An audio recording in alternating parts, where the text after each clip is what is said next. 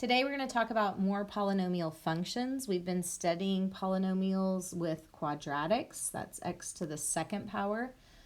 We've also, of course, looked at parent functions, x to the third.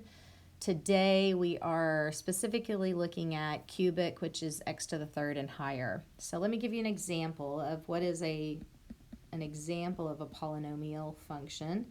So I've got h of x equals 3x to the third minus 2x plus 6.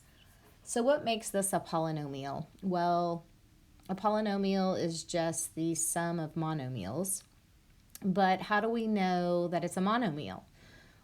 Well, something that's very specific is that the exponents have to be non-negative integers.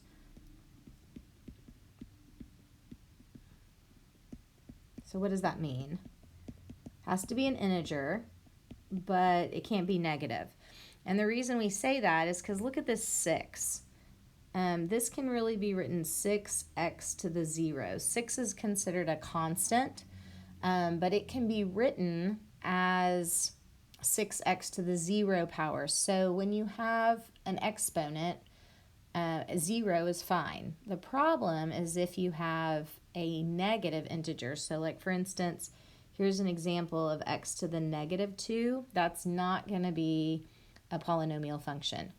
The first example, you have x to the 1/2. That's a fraction. That's not an integer. So it's not going to be a polynomial function. You also can look at the graphs to determine, is it a polynomial function? There's a couple things you look for. Is it smooth? So when I look at these curves and these corners, they're rounded. So you're looking for smooth corners. And then you also are looking for a continuous graph.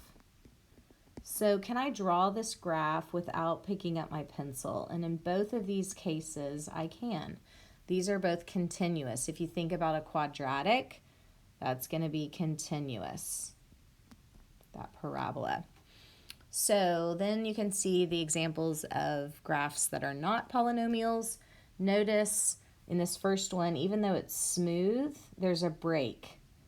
I have to pick up my pencil in order to draw it, so that's considered discontinuous.